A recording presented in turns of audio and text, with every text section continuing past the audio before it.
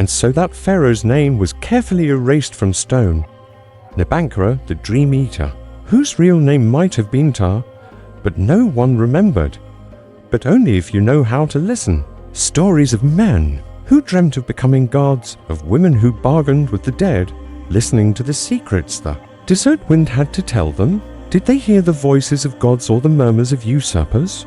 Do we really want to know the difference? Of creatures that slithered in the marshes and whispered madness into men's ears. Some say the pharaohs were chosen by the gods to rule over the river kingdom. Others whisper the pharaohs were the gods, at least 2 mortals. Few names from those times remain, fewer still that we can pronounce.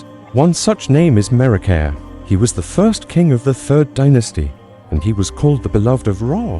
His reign, according to Monato, lasted 66 years. That is an eternity in the deserts of the mind, an eternity without wars, famines, or disturbances of any kind. He is said to have inherited a kingdom in chaos and brought it peace. He might have been a legendary king, except the Turin king list gives us his regnal year and even some genealogical data. Scholars believe his reign ushered in what Egyptians called the era of the Wizards. It was an age when Ra, the sun god, was deified and the pharaoh was considered his earthly avatar. Centuries later, Akhenaten would come to power and attempt to erase the old gods from the hearts of men. But he did not hunt down newborn babes to make his vision a reality. At least he didn't in any known historical record. For that, we must go to the farthest reaches of legend, where the kingship of Upper and Lower Egypt was still a new and fragile thing, where Memphis and Thebes had yet to unite, and the capital was still a tent city beside the river. There are stories the Nile will tell you, but how do you become the beloved of Ra? According to legend, Merakare had a secret. Every night before sleeping, he poured milk from a golden pitcher onto a stone tablet engraved with a sacred scarab beetle. Then he asked the great god a single question: "What shall I do tomorrow?" And each night his answer was the same: "Do good and you shall be blessed." The pharaoh kept his word. He settled the land, built great works, welcomed foreign merchants, and cared for the sick and poor. He also honored the priests of Ra and gave them many gifts. In return, they told him, "You have found favor with Ra and your reign should be long and prosperous." It sounds like a fairy tale, doesn't it? Almost as if someone wanted to make sure the king knew how much Ra loved him.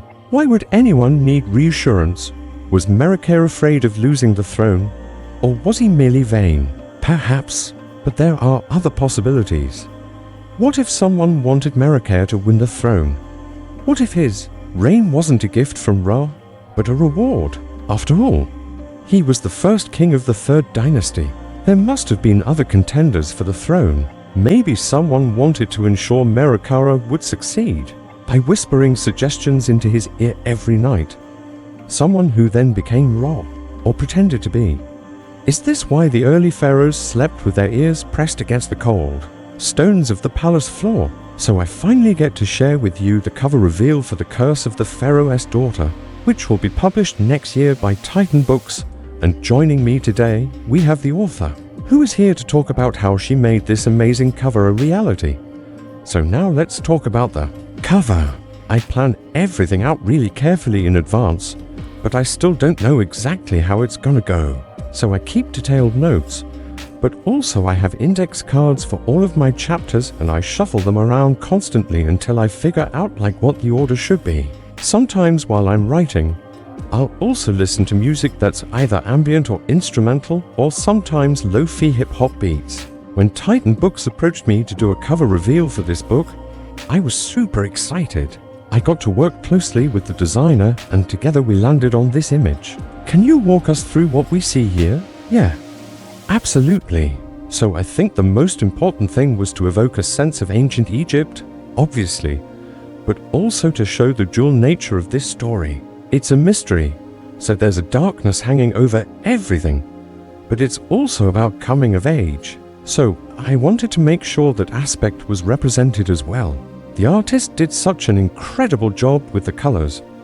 I love how she used cool colors to represent the darkness of the story and the heat of the desert. And I love the way the main character is drawn, both strong but also vulnerable. I think that was really important to capture. Here, So, your novel takes place in ancient Egypt.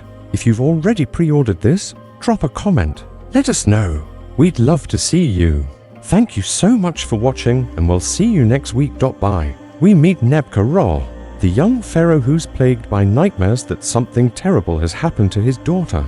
The curse of the pharaoh's daughter is a mystery, but there are other mysteries going on too. There's almost like layers of mysteries. Could you tell us a bit more about this world? Yeah, I guess it is a mystery even to me how deep the rabbit hole goes, because when I first started writing this book, I had no idea. I mean, I had the core concept, right? The pharaoh's daughter is cursed. She dies shortly after birth. But as I started fleshing out the world and the characters, there are these extra mysteries that start coming to the surface, which are just as compelling as the main plot, I think.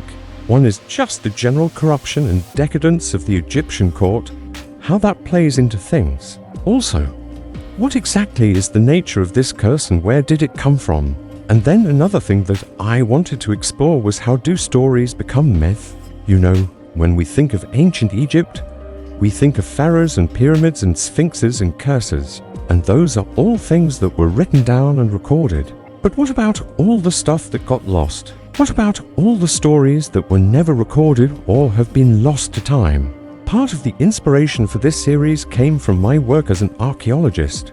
I worked on several archaeological projects in Egypt and also in Sudan, excavating at sites that were around in ancient times, but not necessarily during the time period that I write about. So some of these mysteries are inspired by real-world archaeology. Like, for instance, one of the things that we're always trying to figure out is like, where are the women? Women are a minority in the archaeological record. And so part of this series for me is like, let's imagine the women are missing from history. What might that look like? What might the world be like if women had been in charge of everything and then their records were destroyed?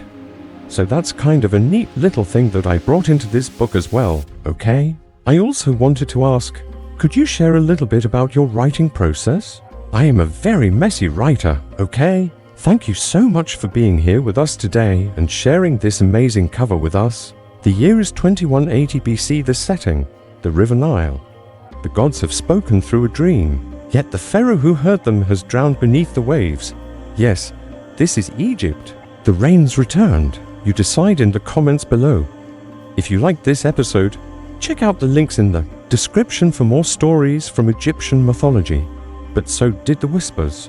In late 1924, a British Egyptologist named Sylvia Herold found an unlisted chamber in the Karnak ruins.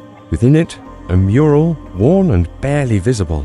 It showed a king in gold, kneeling before a small boy with eyes like obsidian mirrors. Above them, the river swirled like a serpent, open-mouthed. The hieroglyphs below had been scratched away, but one remained intact, the sign for dream. Herold disappeared weeks later during an unauthorized dive near Luxor. Her notes ended with a single line. It wasn't prophecy, it was memory. And so, when you look upon the Nile, remember, history buries its devourers not with soil, but with silence, and some dreams, those born of blood and drowning, do not fade. They wait, beneath the reeds, beneath the names, beneath the crown. But this story isn't about kings or queens, gods or pharaohs. This is a story about the boy who silenced a king. Our tale begins, as all good ones do, with an ominous dream. Our hero, if he can be called that, is young. A man said to have outlived 6 pharaohs, who fed only on honey and black figs, and whose eyes were milk white from age. He was brought in silence, wrapped in linen and despair, and asked one question: how do I silence a dream? The old man answered, by burying what breathes within it. And so the pharaoh searched for the child, not to kill, but to entomb secretly, silently. He sent masked priests and silent assassins into every village along the Nile. But the boy was never found. Instead, those who sought him vanished, or worse, returned mute, their eyes replaced with smooth stone. Some say he was just a babe, others say 5 summers old. A space sealed since the time of Nama, it was said to contain the bones of the world's first listener, the one who heard the gods and lived. From that pit, he withdrew an object wrapped into stained cloth. No one saw what it was, but that night the stars blinked twice and the moon did not rise. The next morning, the pharaoh was gone. No ceremony, no procession.